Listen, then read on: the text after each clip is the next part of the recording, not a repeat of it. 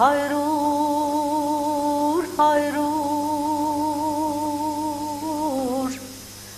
Երգը լեզվին հավասար ժողովրդի ինքնության կարևորագույն ցուցիչներից է այսինքն երգով կարող է որոշարկվել կարող է հստակվել պատկերացումը տվյալ ժողովրդի մասին բայց չեմ կարծում որ մենք այսօր հայ ժողովրդական երգ ասելով հստակ եւ որոշակի պատկերացնում ենք որ երգերի մասին է խոսքը ես նկատի ունեմ այն երգերը որոնք որևէ ժամանակից դուրս են երբ մենք ասում ենք դարավոր հազարամյակներ եւ նկատի ունեմ այն երգը որ իր հետ բերում է եւ արդեն երաժշտագիտության մեջ բանագիտության մեջ հստակված է որպես գեղեցկական երգ որտեղ գուսանական էլ կա քաղաքային հայրեն էլ կա տարբեր տեսակների մասին չխոսք գեղեցկական ինչու գեղեցկականի մասին եմ ուզում խոսել որտեղ համենայն դեպս կոմիտասով եւ նաեւ մերօրյա զարթոնքով որ կոչվեց ազգագրական երգ խմբերի միջոցով նաեւ անցավ պրոֆեսիոնալ երգիչների եւ բեմահարթակ ելավ նաեւ մշակումներով Թաթուլ Ալթունյանի երգի բարի անսամբլից սկսած այդ գեղեցկական շերտը ավելի քան ծանոթ է ժողովրդին բայց նույնիսկ այդ շերտի մեջ կան երգեր մեկը չէ երկուսը չէ հարյուրավոր երգեր կան որ մենք նույնիսկ տեղյակ չենք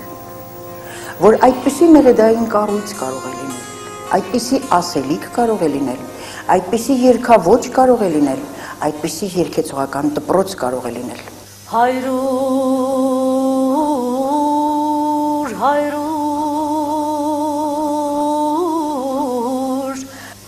Երգչուհիները, երգիչները շատ անգամ կարծում են, թե ժողովրդական երգը ինչ դժվար է որ կատարել, միաձայն երգ է, սովորեմ կատարել։ Բայց չեն հասկանում, որ դա յուրահատուկ աշխարհ է։ Զգալ պետք է այդ աշխարհը։ Բացի դրանից նա ունի իր ելևեջային նրբությունները, ինտոնացիոն նրբությունները, որոնք ես կաշխատեմ պարզաբանել, չնայած դժվար է, որովհետև պրոֆեսիոնալ երգիչը իր ձայնի դրվածքը իրականացնում է դաշնամուրի լարվածքի համեմատ եվրոպական երաժշտության ընդունված համակարգով բայց ժողովրդական երգը յուրահատուկ ելևեջային կազմ ունի ժողովրդական երգչի երգածը չի համընկնում դաշնամուրով նվագածի հետ նույն երգի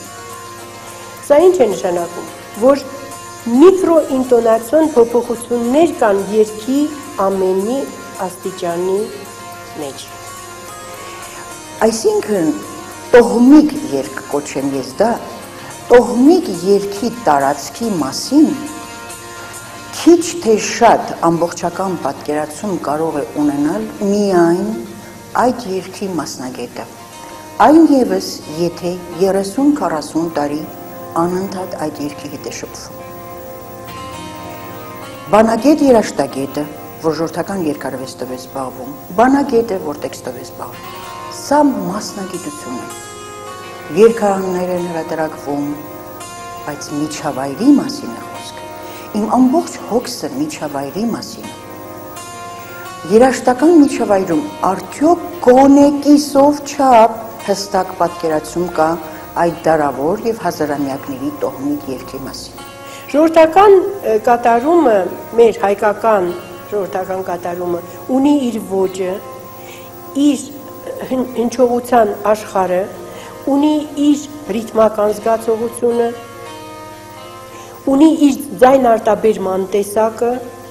կրծքային գեղեցիկ առանց կոկորթային խաղերի առանց գլխային երևույթների նմանակել օտարներին հայկական երգը երկել թրքավարի երկել գրդավարի հայերեն չի ստացվում արդեն խեղվում աղավաղվում է հայկական երգը ուրեմն այստեղ շատ նուրբ ոճի ընկալման խնդիր է առաջանում եւ ճաշակ ազգային ճաշակ հայրու հայրուր,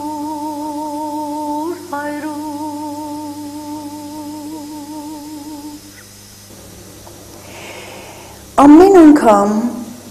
82 տարեկան շատախցի մի կնոջ ասածը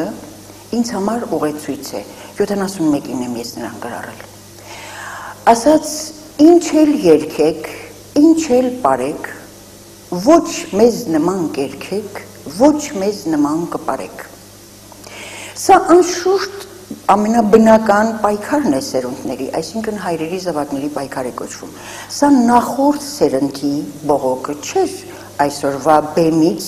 ուրեմն նա տեղյակ էր ինչ է կատարվում բեմում։ Երգի պարով լցված էր բեմը, ռադիոհեռուստատեսությամբ, դա 71-ին էր, ինքը լավատեղյակ էր։ Համենայն դեպս նա համեմատելու բան ուներ։ Համեմատում էր բեմում եղածը իր իմացածի հետ, իսկ նա արդեն 80-ն անց էր, 1892 թվականից ծնվել է Շատախի Հարոսկի գյուղում, դեռ մինչև կոտորումը ամուսնացած էր եղել, 2 զավակ էր ունեցել, ամուսնուն կորցրել, ինչևէ։ Բացի եղերական ճակատագիրը եղերնի հետ կապված, ամենաեղերականը, բայց երգի այնպիսի միշտեմարան էր այդ կինը, նաև էպոս էր պատմում և բացառիկ վիպասած էր, որտև երգելով պատմեց։ Երբ պատմելը ընդհատեց ու սկսեց երգել Հովանի ափսոսանքը, 3 բանահավաք էինք նստած, Սարգիս Հարությունյանը, արձակագիր Զորայր Խալափյանը և ես, 3-ս ուղղակի անիացել էինք, կարծես օդ չկար սենյակում։ Չզգուշացրեց, որ երգելով է պատմելու, ես դա շատ բացառիկ է։ Ես ուզում եմ, որ պատկերացում կազմեն այդ կնոջ տաղանդի մասին, որպեսզի իմանան նա ինչ իրավունքով էր բողոքում։ Երբ նա երգեց, բացառիկ հզոր ձայնը, ամուր նկարագիրը, ժայռի նման կերտվածքը, անհատականություն և ինքնություն, անշուշտ թե ես պետք է խնդրեի, որ նա երգեր։ Էպոս պատմելուց հետո սկսեց երգել և երգեց մի օրոցային, Շատախի հայրուր են ասում նրան օրոցայինին, այսօր պետք է խնդրեմ, որ դա եթերում հնչի և իր ձայնը և Շատախի բարբառը և մեղեդային այդ բացառիկ եզակի կառույցը։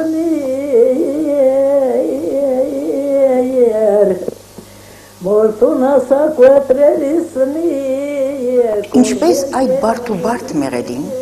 12 տուն էր այդ օրոցայինը և բարդագույն տեքստ շողշողուն հայրենի կառույցի, երկրորդ տունը ճիշտ Կոմիտասի գրառած Անտոնին էր, սիրտս նմանում փլաստներ, կոտրեր, գերաններ, խախտերեսներ և այլ, հայտնի երկատունը։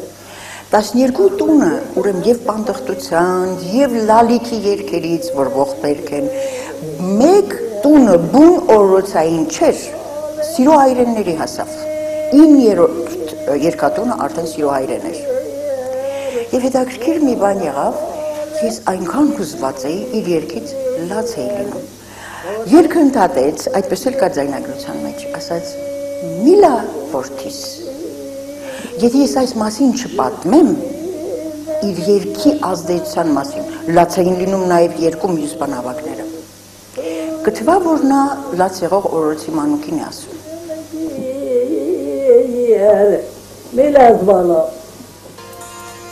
Այսինքն որտեղից է սկսվում, այդ ներարկումը որտեղից է սկսվում, օրորոցից արդյոք, 40 տարեկանը նույն առաջին անգամ հանդիպելուց մանուկի նման կարող է, առաջին անգամ հուզվել, 60 տարեկանը, 80-ը, 90-ը, սա երգի ուժն է։ Ժողովրդական երգերը տարբեր են, կա բարդ ժանրեր, կա պարզ ժանրեր, այս հայրուրը Մարթա Փիրումյանի կատարմամբ բարդ ժանրերի թվին է պատկանում։ Վիպական ժանրը կատարելը բարդ է, այն վիպական շունչը, այն ինտոնացիոն յուրահատուկ լարվածքը դա բարդ է։ Դա պետք է գիտենաս, պետք է զգաս, պետք է մտնես դրա մեջ և կոկորդդ վարժեցնես այդ ձևով երգելով։ Դա հենց այնպես մի անգամից չի ստացվի։ Կարող է այլ ժողովուրդների հետ շփում լինել, կարող է ազդեցություն լինել, կարող է աշխարհը հիանալի ճանաչել, բայց աշխարհը ճանաչելը չի նշանակում, եթե նա աշխարհը ճանաչեց, իր ինքնության ավեր տեղի ունեցավ։ Աշխարհը ճանաչեց իր ինքնության մեջ առավել ևս ինքնահաստատվելու համար։ Եվ այս երգերը, այս բարդ կառույցը ինչպես էր դառնում, ենթադրենք, ոչ բոլորի սեփականություն, մարդայի նման եւ նրա նման կանանց ու տղամարդկանց ժողովրդական երգասացների սեփականություն։ Չէ՞ որ նրանք լսելով էին սովորում երգը։ Եվ դա լսողական հանճար էր։ Չեն սովորեցնում երաժշտություն, նոտաներով չեն սովորեցնում, դպրոց չեն գնում, եւ երգը փոխանցվում է բացառիկ կատարյալ մի դպրոցի գոյության պայմաններում եւ լսողությամբ։